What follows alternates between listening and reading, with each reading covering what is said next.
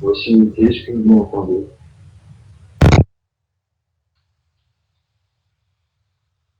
Oui, d'accord. Alors, donc, avant de commencer, Sahara, j'espère que vous avez passé de bonnes fêtes. Alors,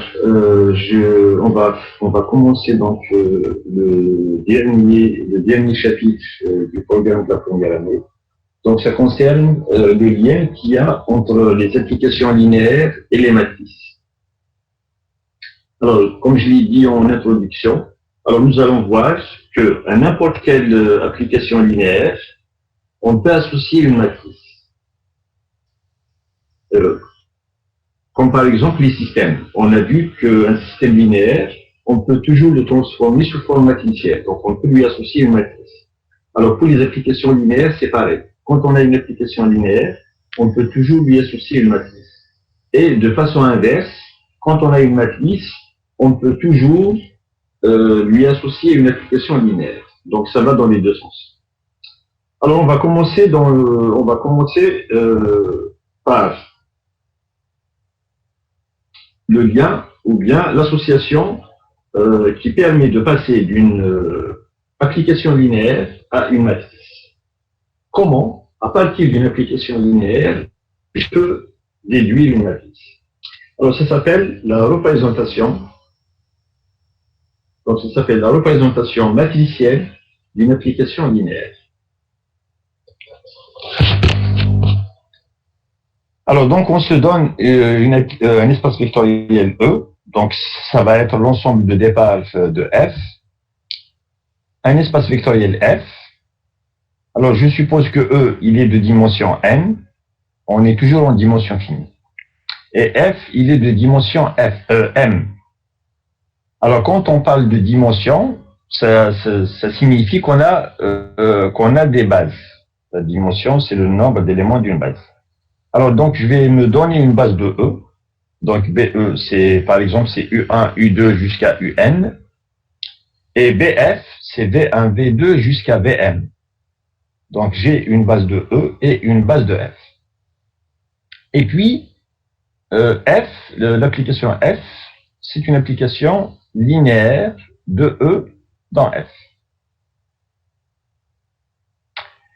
Alors, comme les UI, ils sont dans E, donc voilà, F, c'est une application qui va de E dans F. Alors, comme les UI sont dans E, donc je peux considérer leurs images. Les UI sont ici. Donc, je peux leur appliquer F. Alors, quand je calcule F de U1, alors F de U1, il va être dans F. Les F de UI, ils sont dans l'espace d'arrivée.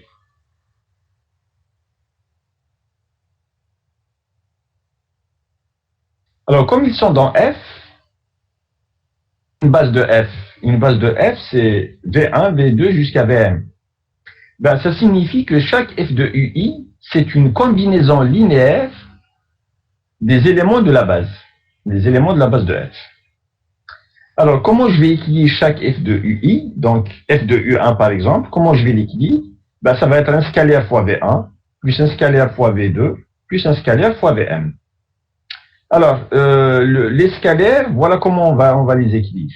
Le premier indice, c'est par rapport au V. Comme c'est V1, donc je vais avoir A1. Lorsque c'est V2, je vais avoir A2. Etc. Pour VM, je vais avoir AM.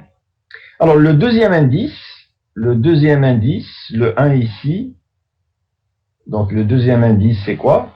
Eh bien, le deuxième indice, il est lié à l'indice de U.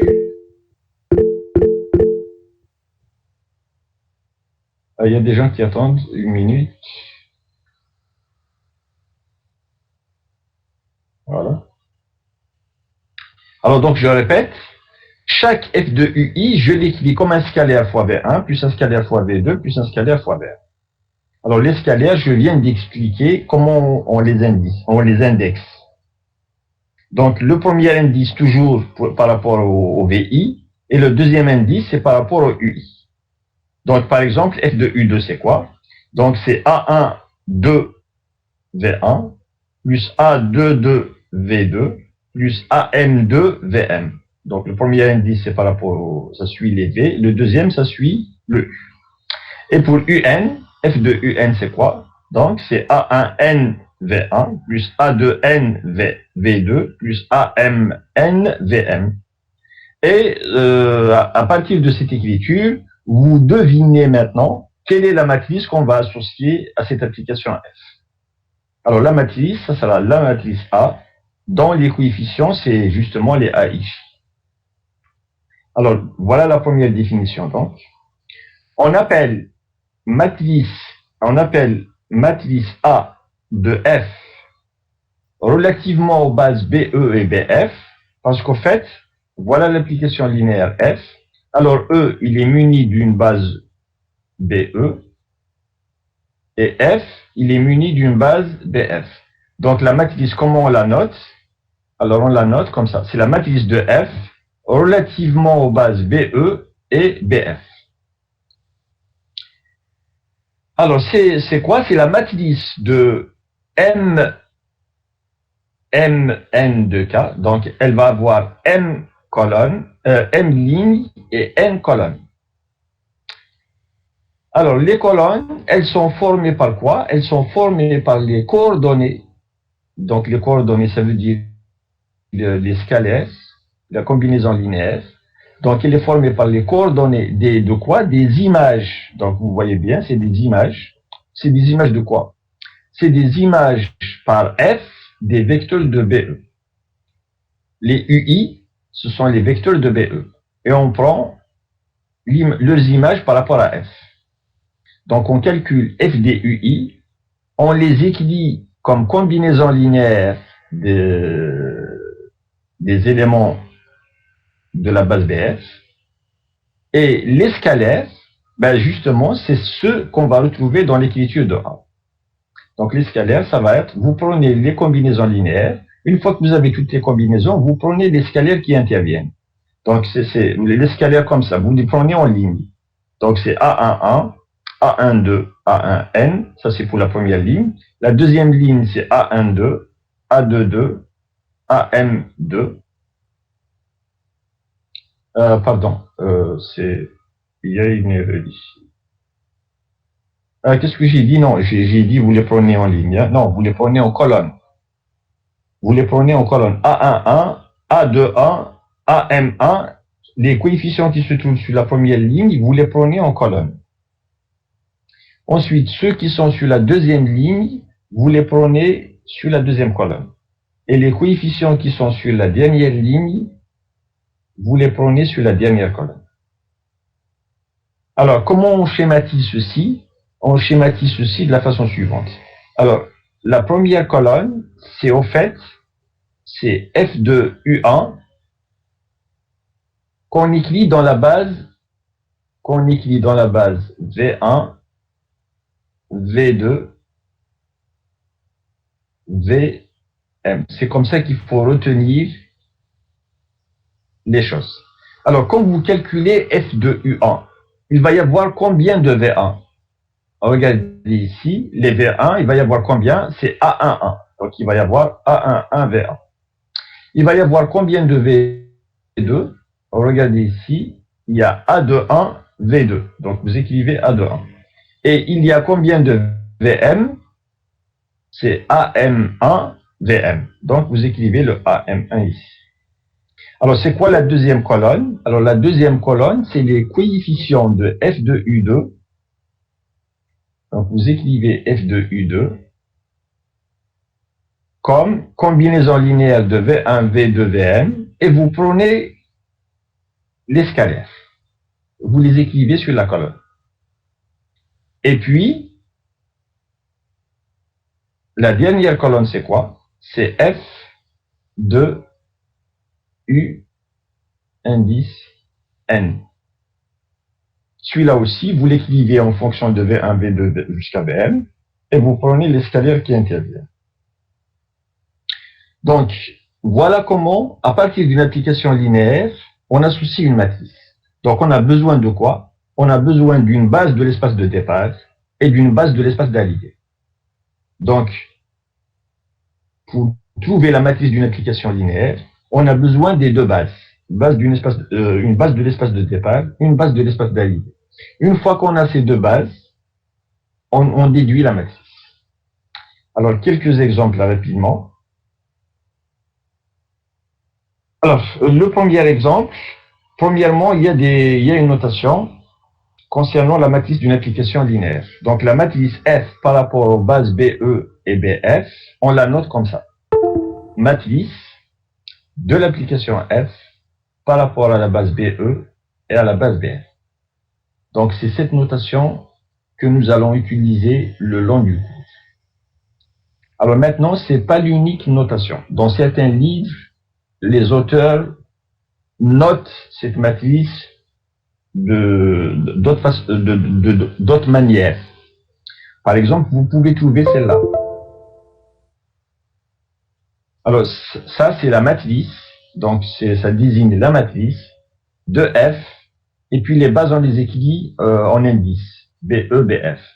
Ben, ça n'a pas d'importance. Hein, qu'on l'écrive comme ça ou comme ça n'a aucune importance. Il y en a qui l'écrivent comme ça. Alors, d'abord, les crochets, c'est pour dire qu'il s'agit d'une matrice. Parenthèse ou bien crochet, ça signifie matrice. Alors, c'est la matrice de quoi? C'est la matrice de F. Et puis, les bases, ils écrivent comme ça. BE en bas, ça veut dire l'espace de départ en bas, et l'espace d'arrivée en haut. Bon, il y en a aussi qui notent comme ça, etc. Donc, il y a plusieurs notations pour désigner la matrice d'une application linéaire. Alors, celle qu'on va adopter dans ce cours, c'est celle-là. Donc, ça se lit matrice de l'application linéaire F par rapport aux bases BE et BF. Alors, lorsque on a un endomorphisme, lorsque E est égal à F, l'espace de départ, c'est le même que l'espace d'arrivée. Et lorsque les bases, c'est les mêmes, lorsque BE est égal à BF. Alors, au lieu de noter, normalement, on devrait noter ça, matrice de F par rapport à la base BE et BE, puisque l'espace d'arrivée, il est muni de la base BE, et l'espace l'espace de départ et d'arrivée, ils sont munis de la même base. Alors, lorsque la base, c'est la même, donc quand on a affaire à un endomorphisme qui est muni de la même base, alors la base, on ne l'écrit pas deux fois. Donc, on évite de faire les répétitions. Et on écrit juste matrice de F par rapport à la base B. Donc, quand il y a une seule base, ça signifie que c'est en même temps celle de l'espace de départ et c'est en même temps celle de l'espace d'arrivée. Donc, on évite de l'écrire deux fois. Alors, je vais voir s'il y a des gens qui attendent. Oui. Alors, des exemples. Alors, ça, c'est pas compliqué. Hein. La matrice d'une application linéaire, de manière générale, c'est pas compliqué. Alors, je vais laisser le premier exemple pour tout à l'heure. Alors, on va passer au deuxième exemple. Par exemple, j'ai une application F qui va de R3 dans R2. Alors, les bases, je vais choisir comme base de l'espace de départ la base 1, 1, 1, ça c'est U1. Ensuite, U2, c'est 1, 1, 0. Et U3, c'est 1, 0, 0. Ensuite, je vais prendre une base de l'espace d'arrivée. Par exemple, je vais choisir V1 égale 1, 3. Et V2, c'est le vecteur 2, 5. Alors, on vérifie que B1 et B2, ce sont deux bases. La première, c'est une base de R3. La deuxième, c'est une base de R2. Alors, comment vérifier que ce sont des bases? C'est facile. On connaît la dimension. La dimension de R3, je la connais à l'avance, c'est R3. C'est quoi le cardinal de B1? Le cardinal de B1, c'est 3. C'est 1, U1, U2, U3. Il y a 3 vecteurs. Et on a dit que lorsqu'on connaît la dimension, lorsque le cardinal d'une famille est égal à la dimension de l'espace, alors pour que cette famille soit une base, il suffit qu'elle soit libre. Donc, pour montrer que B1 est une base, il suffit de montrer que B1 est libre. Et pour montrer qu'elle est libre, vous échelonnez les vecteurs. Enfin, vous échelonnez la matrice formée par ces vecteurs. Si vous trouvez que toutes les lignes sont non nulles, donc la famille elle est libre. Et donc, puisqu'elle est libre, c'est forcément une base. J'espère que tout le monde sait comment faire. On l'a utilisé plusieurs fois. Je viens de le redire. Il faudrait que ce soit clair pour tout le monde.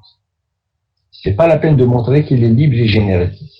Lorsqu'on connaît la dimension à l'avance, si la dimension est égale au cardinal de la famille, pour montrer que la famille c'est une base, il suffit de montrer qu'elle est libre. Donc, on vérifie que dans les deux cas, on a affaire à une base. Alors, deuxièmement, pour trouver la matrice, donc qu'est-ce que vous allez faire? Vous allez calculer, comme on vient de le voir dans la théorie, vous allez calculer f de U1, f de U2 et f de U3. Donc, f de U1, c'est quoi? C'est 1 moins 1. F de U2, c'est 5 moins 4. F de U3, c'est le vecteur 3. Ensuite, chaque f de UI, il faut l'écrire comme combinaison linéaire des éléments de la deuxième base. Donc, le 1 moins 1, il faut l'écrire comme, alors voilà, 1 moins 1, f de U1, c'est 1 moins 1. Alors, il faut l'écrire comme combinaison linéaire, donc c'est alpha V1 plus bêta V2. Alors, j'estime que tout le monde sait comment trouver alpha et bêta. Vous remplacez V1 et V2 par leur valeur, vous faites la somme, donc vous allez trouver un vecteur à droite qui va être égal au vecteur 1 moins 1. Et vous allez obtenir un système, et le système que vous obtenez, une fois que vous faites la résolution, va vous donner la valeur de alpha et la valeur de bêta. Alors j'ai fait les calculs. Donc le 1 moins 1, il va s'écrire comme moins 7 fois V1 plus 4 fois V2. 5 moins 4, il s'écrit moins 33 V1 plus 19 V2.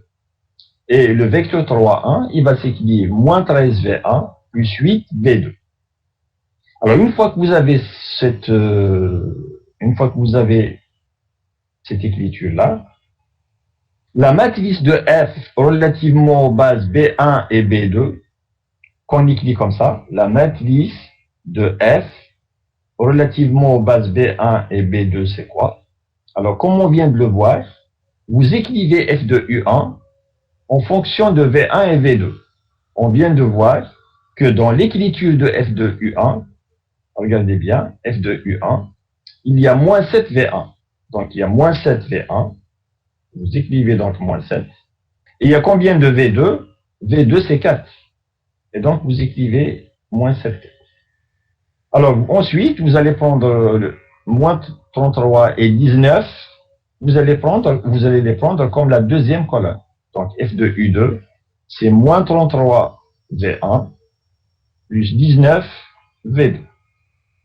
Et F de U3, qui est égal à moins 13 V1 plus 8 V2, donc ça va être la colonne moins 13 et 8.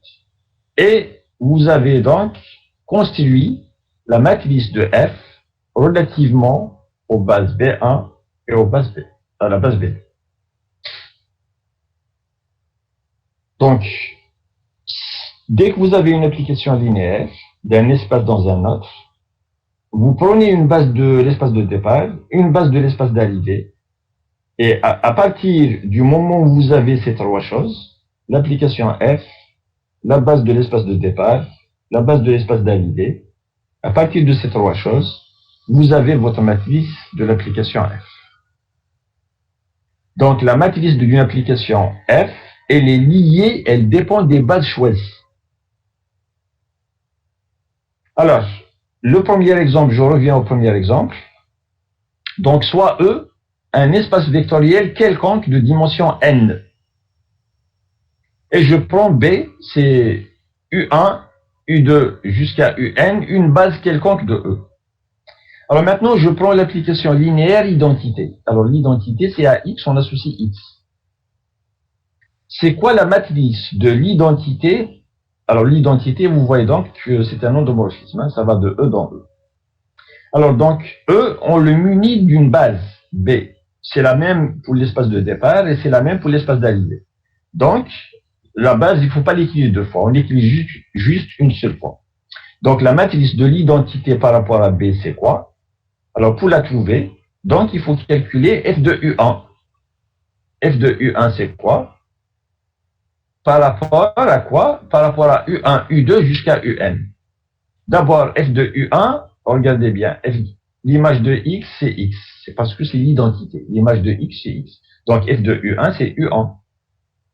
Et comment s'écrit U1 dans la base B? Eh ben, ça va s'écrire U1 plus 0 U2 plus 0, etc. plus 0 UN.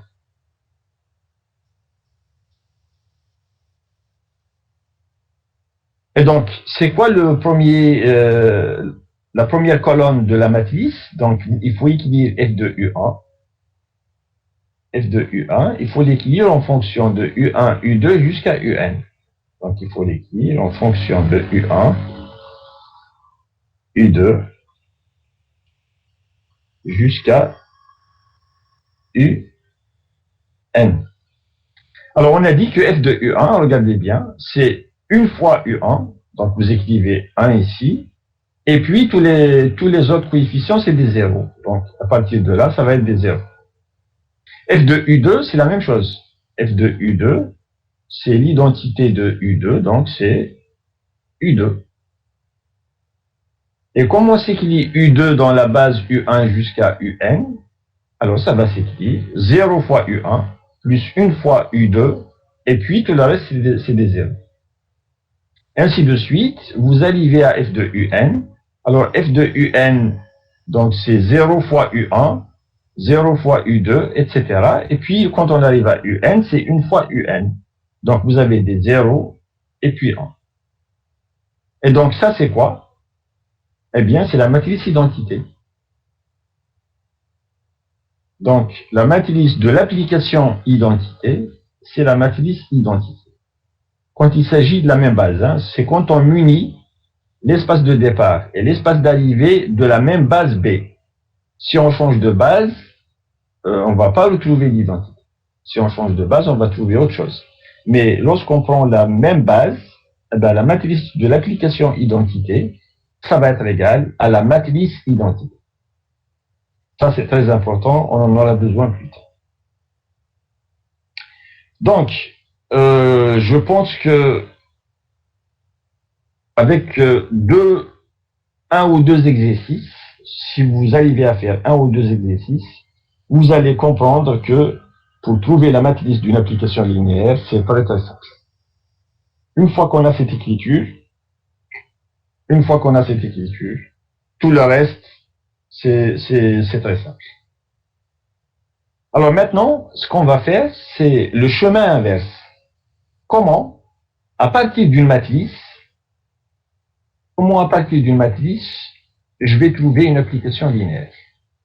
Donc, j'ai dit dans l'introduction, pour ceux qui sont arrivés en retard, j'ai dit qu'à partir d'une application linéaire F, on peut construire une matrice.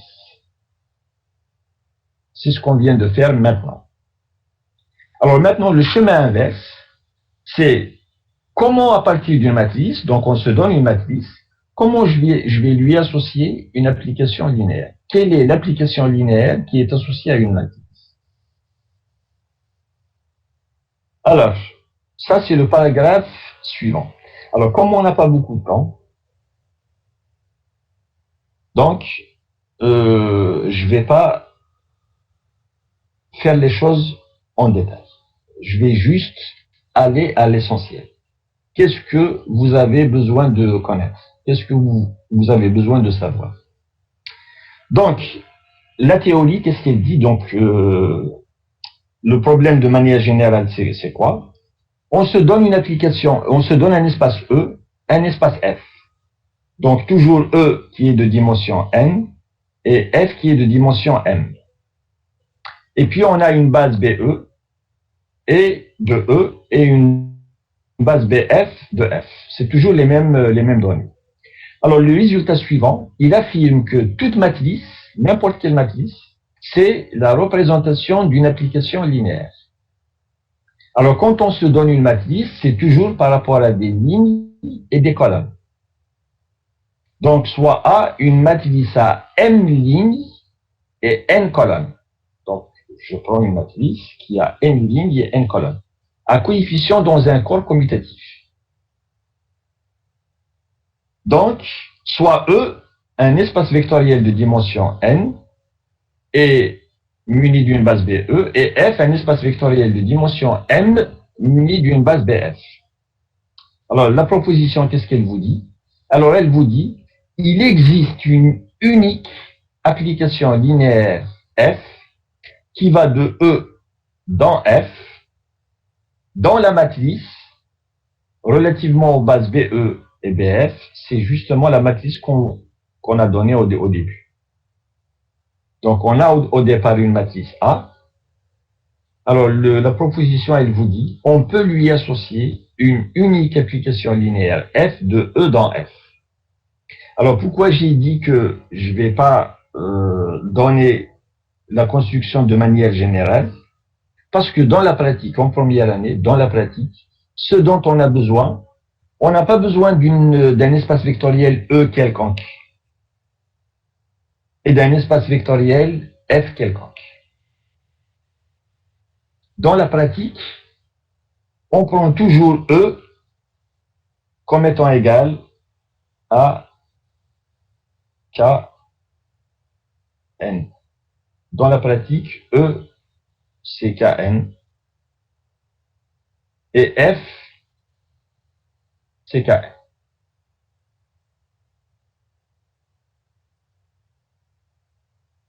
Et puis, c'est quoi les bases BE et BF? Alors, BE, c'est la base canonique de E, et BF, c'est la base canonique de F. Donc, en première année, on n'a pas besoin de cette situation générale. En première année, on a besoin juste d'associer à une matrice une application linéaire qui va de Kn dans Kn. Et souvent, K c'est R. Donc, on va prendre une application qui va de Rn dans Rn. Alors, donc, je vais sauter toute cette étape pour arriver à l'essentiel. Alors, l'essentiel, c'est ça. Donc, rappelez-vous, j'ai une matrice A qui a, regardez bien, elle a M lignes et N colonnes. Donc, elle est dans M. Voilà ce qu'il faut retenir. J'ai A qui est dans M, M lignes, N colonnes, à coefficient dans K. Et K, c'est en général R. Alors, qu'est-ce que je lui associe? Je dois lui associer une application linéaire. Alors, l'application linéaire que je vais lui associer, c'est l'application F.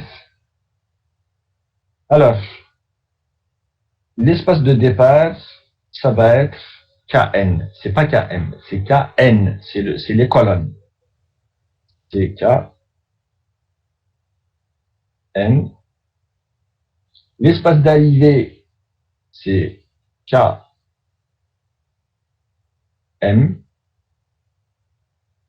Et lorsque vous prenez un X qui est dans Kn, c'est par rapport aux bases canoniques. Hein. Les bases que je vais prendre, c'est les bases canoniques.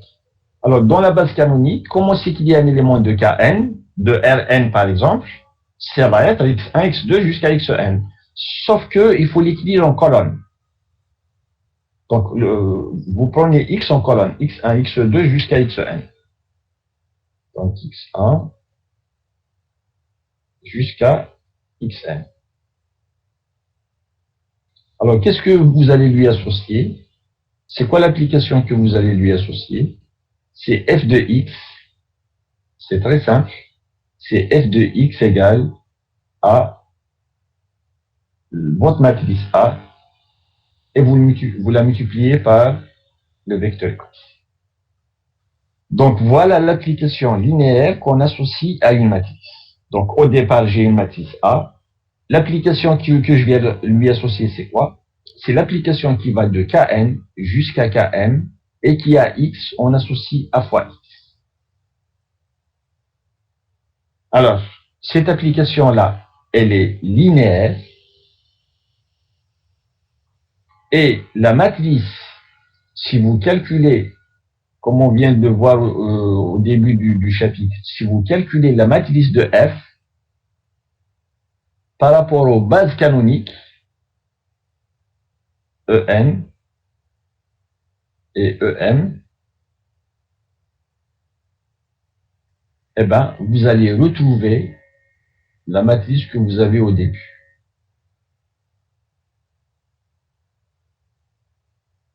Donc, c'est tout ce qu'il faut savoir.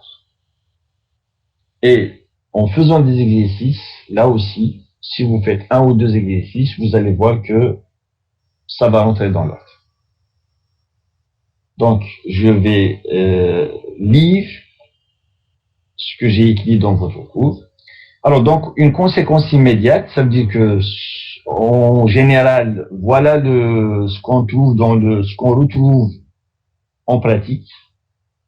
Donc, en pratique, c'est quoi la situation que vous allez rencontrer pratiquement tout le temps?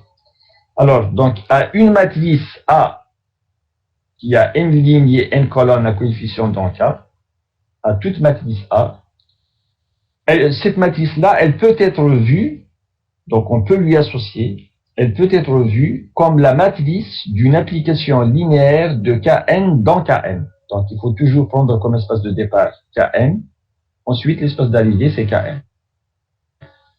Alors, en effet, soit A appartenant à M, M, N de K, on associe à la matrice A l'application qui est ici, qui va de Kn dans Kn, qui a tout X en colonne. Alors, lorsque vous faites un produit, il faut toujours prendre les vecteurs en colonne. Sinon, le produit n'existe. Sinon, vous allez avoir des problèmes dans le produit.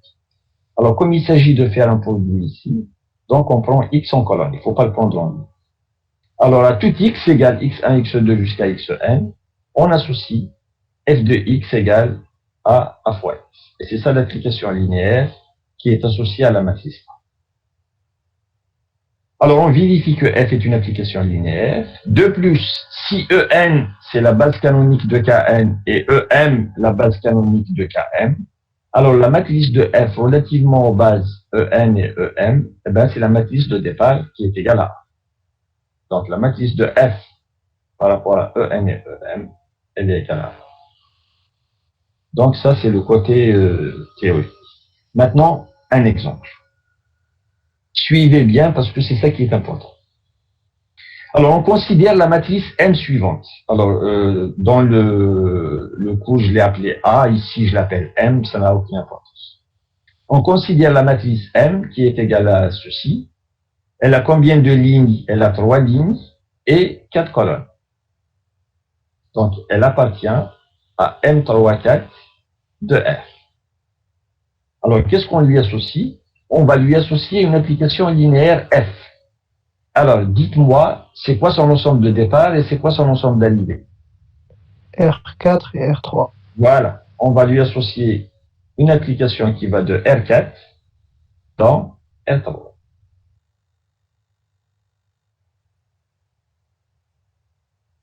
Alors, on lui associe l'application linéaire F qui va de R4 dans R3. Et à X, comme on est dans R4, donc il faut qu'il ait 4 composantes. X égale à XZT. Qu'est-ce qu'on associe? On associe f de X égale à m fois X. Quand vous calculez m fois X, vous allez trouver ceci. Alors maintenant, une application linéaire, on n'a pas l'habitude de l'écrire comme ça, on a l'habitude de l'écrire en ligne. Donc, qu'on peut aussi écrire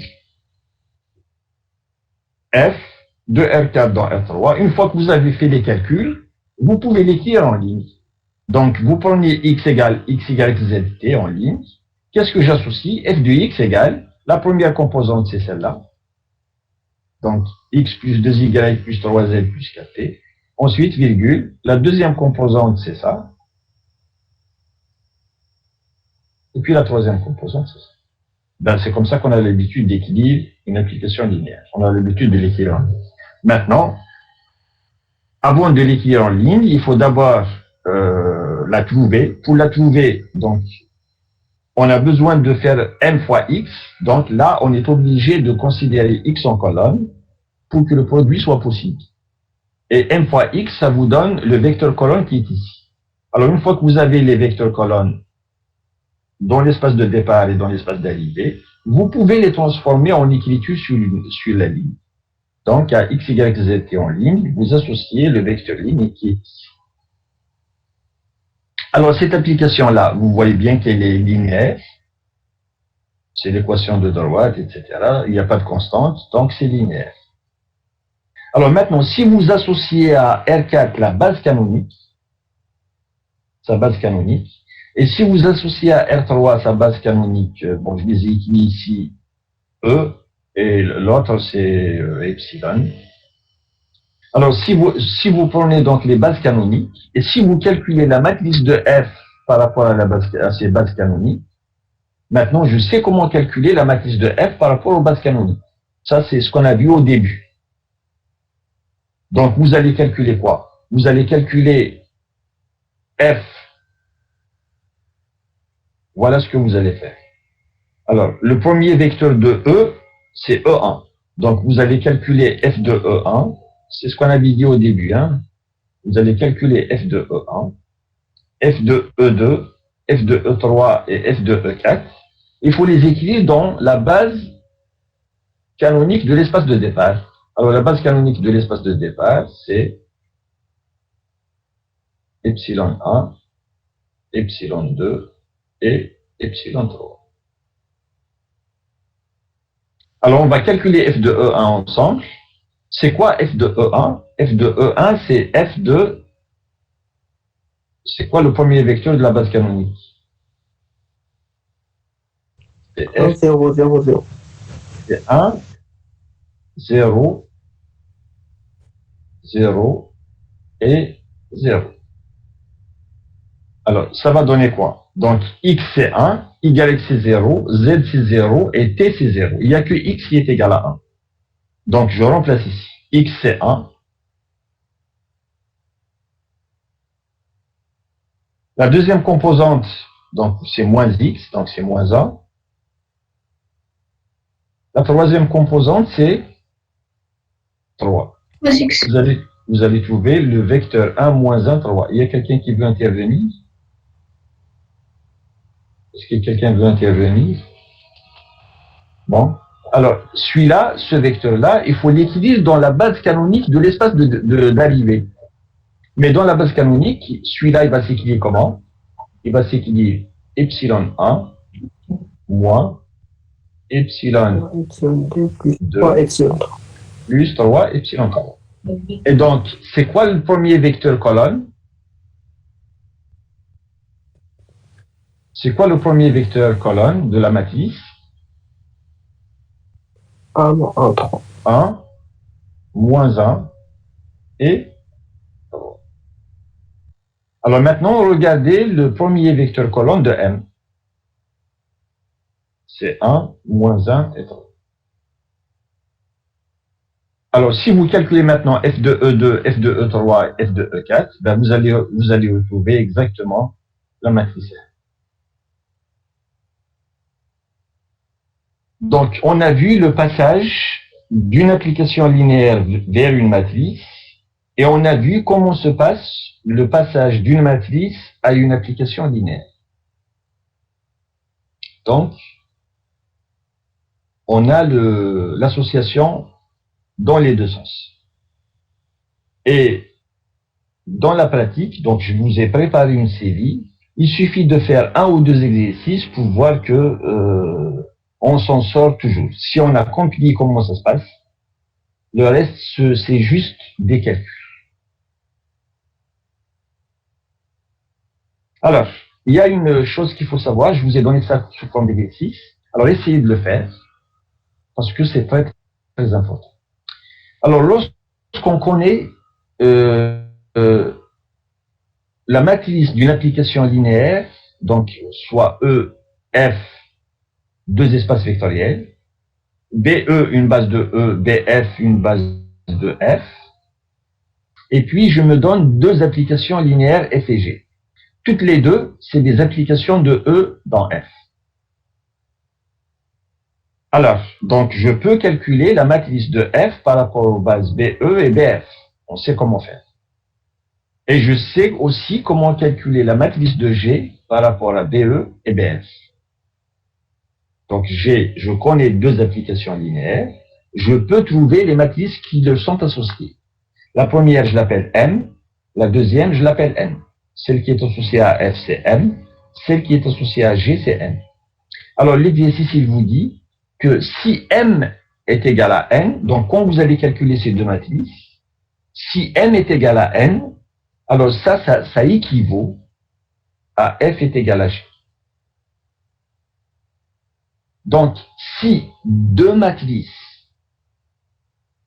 qui sont associées à deux applications linéaires F et G sont égales, alors ça équivaut à l'égalité des deux applications linéaires.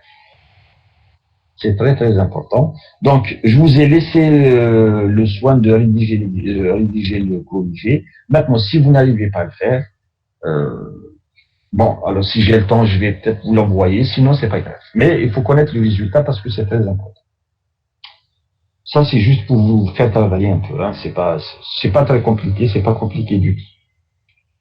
Alors, troisième paragraphe. La matrice, c'est quoi la matrice de F plus G et c'est quoi la matrice de lambda F? Alors, lorsqu'on avait étudié les applications linéaires, on sait que si F est une application linéaire et G une application linéaire, alors F plus G, c'est une application linéaire et lambda F, c'est aussi une application linéaire. Alors, comme les deux, ce sont des applications linéaires, on peut se poser la question, c'est quoi la matrice qui est associée à F plus G et c'est quoi la matrice qui est associée à lambda F? Alors, le résultat, il vous dit la chose suivante.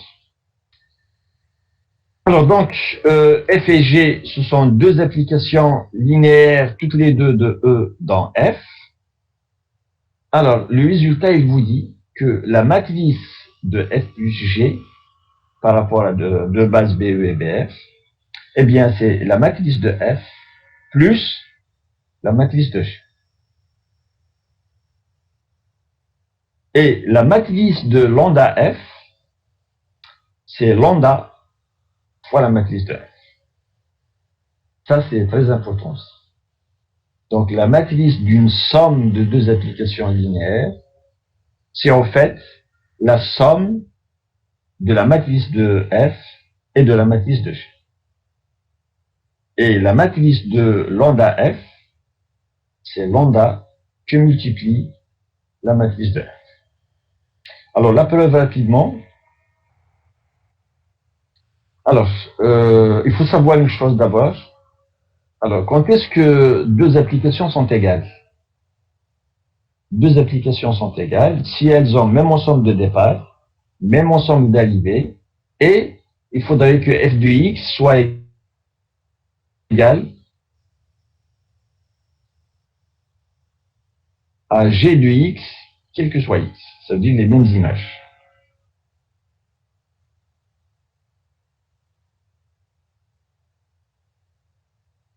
Donc, comme elles ont même ensemble de départ et même ensemble d'arrivée, donc pour que f de x soit égal à g de x, il faut que f de x soit égal à g de x, quel que soit x.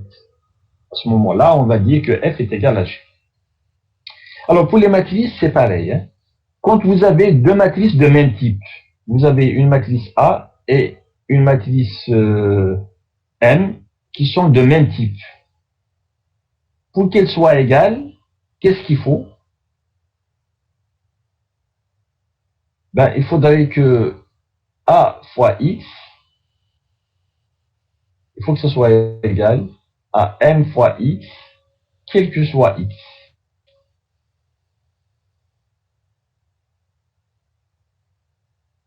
Donc, c'est comme ici. si f de x est égal à g de x, quel que soit x, alors f est égal à g. Et là aussi, c'est pareil pour les matrices. Si A est égal à M, ça équivaut à AX égale à MX, quel que soit X. Alors, une fois qu'on a rappelé ceci, alors pour faire la preuve, la matrice de F, je l'appelle A. La matrice de G, je vais lui donner un nom, je l'appelle B. La matrice de lambda F, on va l'appeler C. Et la matrice de F plus G, on va lui donner un nom, on va l'appeler D. Alors maintenant, je prends un vecteur dans E. Ce vecteur-là, il faut l'équilibre dans la base canonique BE. Chaque élément de E s'équilibre comme combinaison linéaire des éléments de BE. Et l'équilibre dans une base, c'est quoi? Si BE, par exemple, si BE, c'est U1 jusqu'à UN, si BE, c'est U1 jusqu'à UN, alors comment s'équilibre un élément de BE? Il va s'équilibrer A1, U1, ou lambda 1 si vous voulez, lambda 1, U1, jusqu'à lambda n, UN. Et on a vu que lorsqu'on a une combinaison linéaire, cette combinaison linéaire-là, je peux l'écrire sous forme vectorielle. On va l'écrire comme ça. C'est le vecteur lambda 1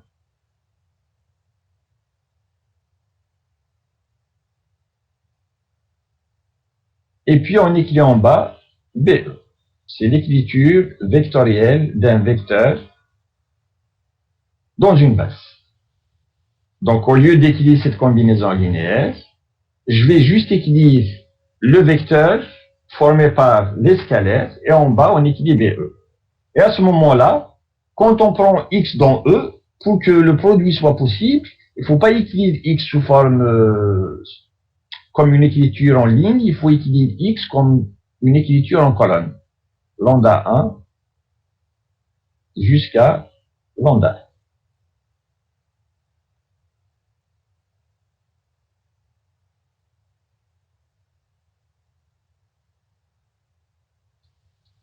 Bon, donc, si je prends un x comme ça, si je l'écris en colonne comme ça, alors c'est quoi fx?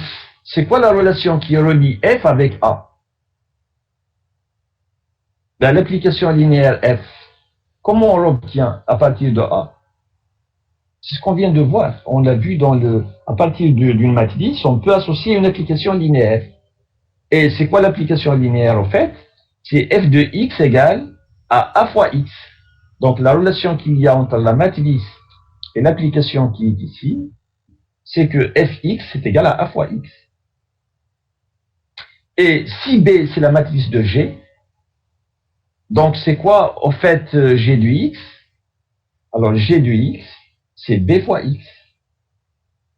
C'est quoi lambda f de x? Ben, comme la matrice de lambda f c'est c, donc lambda f de x c'est c fois x. Et f plus g de x c'est quoi? Ça va être d fois x. Donc là, la relation qu'il y a entre une matrice et l'application qui lui est associée, c'est ça. C'est l'application, c'est égal à la matrice fois x. Alors une fois qu'on a rappelé ça, on va utiliser une autre propriété qu'on connaît sur les applications linéaires, c'est que lambda, l'application lambda f de x c'est quoi? C'est lambda fois f de x. Et on sait que f plus g de x, c'est f de x plus g de x. Ça, c'est la définition d'une somme de deux applications linéaires et d'une application linéaire fois un scalaire.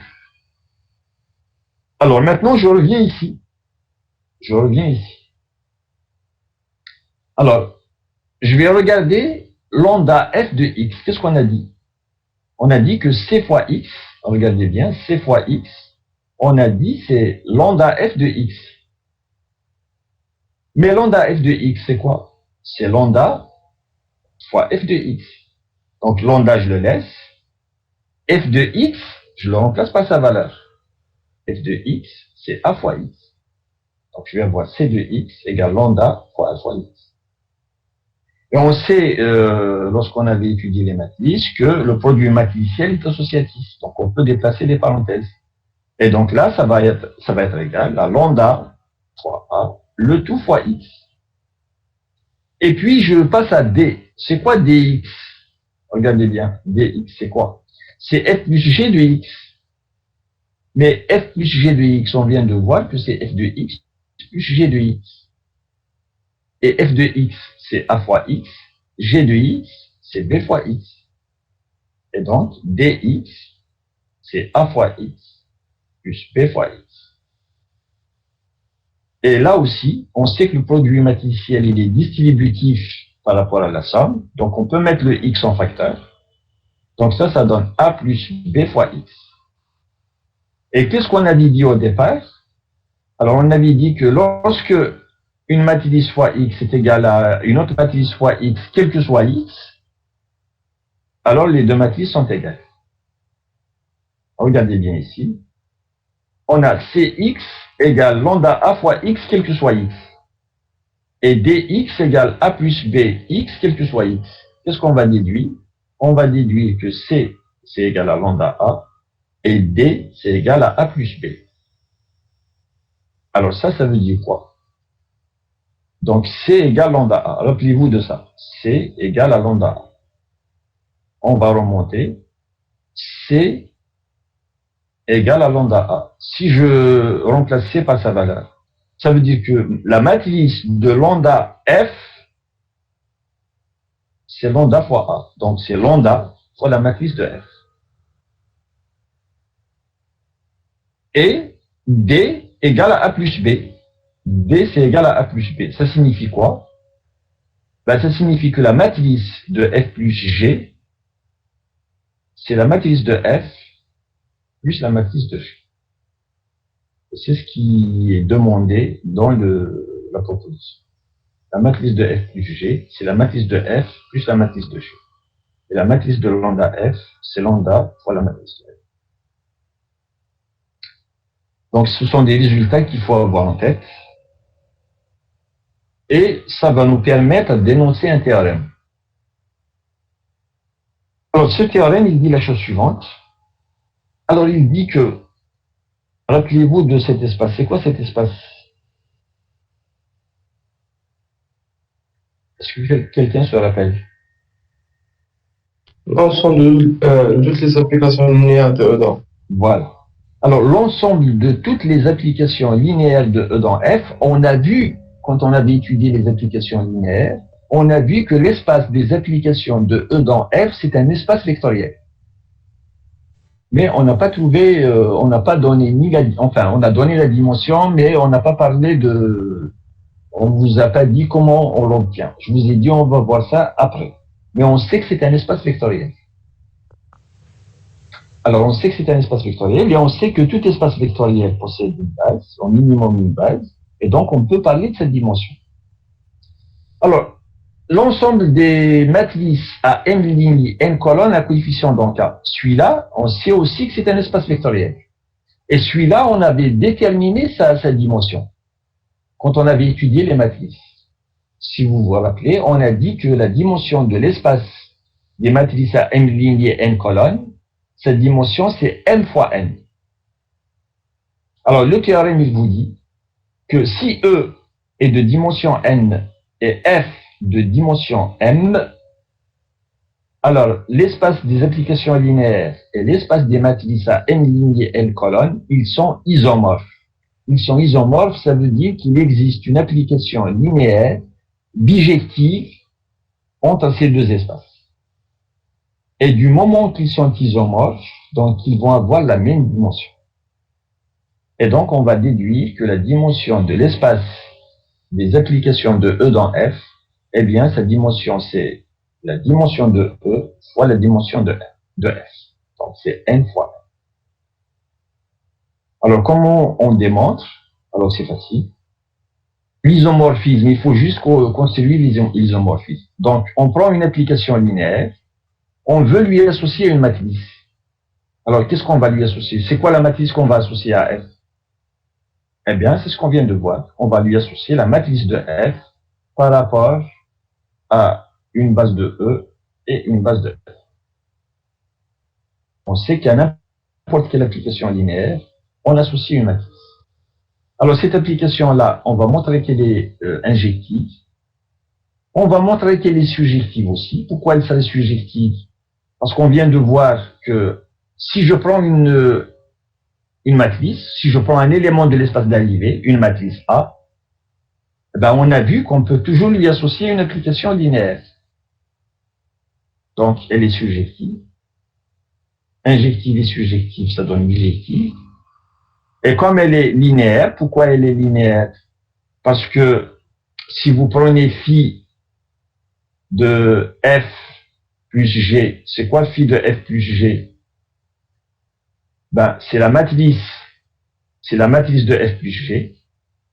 Et on vient de voir que la matrice de F plus G, c'est la matrice de F plus la matrice de G. Ça veut dire que phi de F plus G, c'est phi de F plus phi de G. Et phi de lambda F, c'est lambda fois phi de F. Donc ça, c'est phi, d'après la proposition d'avant, ça c'est phi de F plus phi de G. Et phi de lambda F, c'est lambda fois phi de F. Donc l'application phi, elle est linéaire, elle est injective et surjective, donc elle est bijective. Et comme elle est bijective, donc c'est un isomorphisme, ce qui fait que les deux espaces sont de même dimension. Donc la dimension de L de EF, c'est la dimension de l'espace des matrices, et c'est donc égal au produit M fois N. Donc c'est la dimension de F fois la dimension de E, ou bien la dimension de E fois la dimension de F. Bon, alors, je vais, il reste 3 minutes, donc je vais continuer les propriétés. Alors, on a vu que la matrice de F plus G, c'est la matrice de F plus la matrice de G. Alors, la proposition suivante, elle vous dit que la matrice d'une composée, la matrice de G en F, c'est la matrice de G fois la matrice de F. Et ça se démontre de la même façon. Ça se démontre exactement de la même façon. Alors, premièrement, on avait dit que pour pouvoir parler de la composée, alors la composée, on n'a pas les mêmes espaces. Donc, pour que G en F existe, alors G en F, vous construisez G en F. Donc, il faut commencer d'abord par F, ensuite G. Alors, pour que la composée existe, il faut que l'espace de départ de F soit égal à l'espace d'arrivée de F égale l'espace de départ de G. Donc, si je suppose que F, elle va de E dans F, et alors G, il faut qu'elle démarre de F dans un autre espace grand G. Donc, c'est ce qui est dit ici. F, c'est une application de E dans F.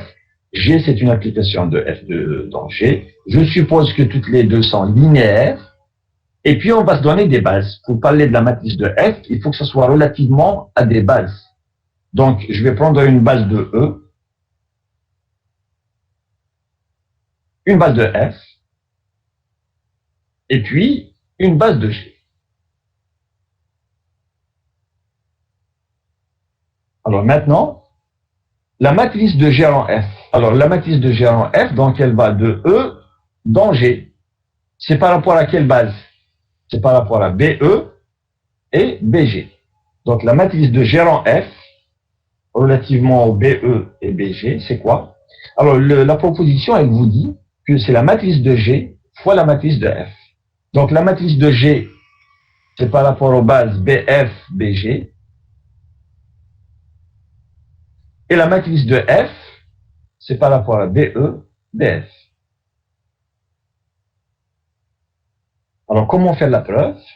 Alors, pour faire la preuve, donc là aussi, la matrice de F, je l'appelle A, la matrice de G, je l'appelle B, et la matrice de la composée, je l'appelle C.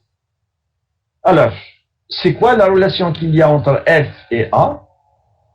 C'est que si vous prenez X dans E, parce que l'espace de départ de F, c'est E, si vous prenez x en colonne, alors la relation c'est que f de x est égal à a fois x. Alors la relation qu'il y a entre g et b, c'est que si vous prenez comme l'espace de départ de g c'est f, donc ici je ne vais pas prendre x dans f, je vais prendre y dans f, c'est pas le même vecteur. Donc si vous prenez y dans f, c'est que g de y, ça va être égal à b fois y. C'est ça la relation qu'il y a entre les deux. Alors maintenant, c'est quoi la relation entre g rond f et c? G rond f, regardez son espace de départ, c'est E. Donc, je garde le x qui est dans E. Ce qui est dans E, c'est x. Donc, g rond f de x, c'est c fois x. C'est ça la relation qu'il y a entre la matrice et l'application qui lui est associée. Alors maintenant, je regarde c'est quoi g rond f de x. G rond f de x, c'est quoi? C'est g de f de x. Ça, c'est la définition. Alors maintenant, je reviens à C. C'est quoi C fois X? C fois X, regardez bien, C fois X. Donc, c'est G de f de X. Mais c'est quoi G de quelque chose? G de Y, c'est quoi? C'est B fois Y. Donc, c'est X, c'est G de Y. Donc, c'est B fois Y. Alors, Y ici, c'est f de X. Mais f de X, je sais que c'est AX. Donc, c'est B fois AX. Et comme le produit matriciel est associatif, donc c'est BA fois X. Ce qui fait que CX, c'est BA fois X, quel que soit X. Et donc, on déduit que C, c'est BA. C égale BA, ça signifie quoi? C égale à B fois A. Ça veut dire que la matrice de G rond F, c'est la matrice de G fois la matrice de F.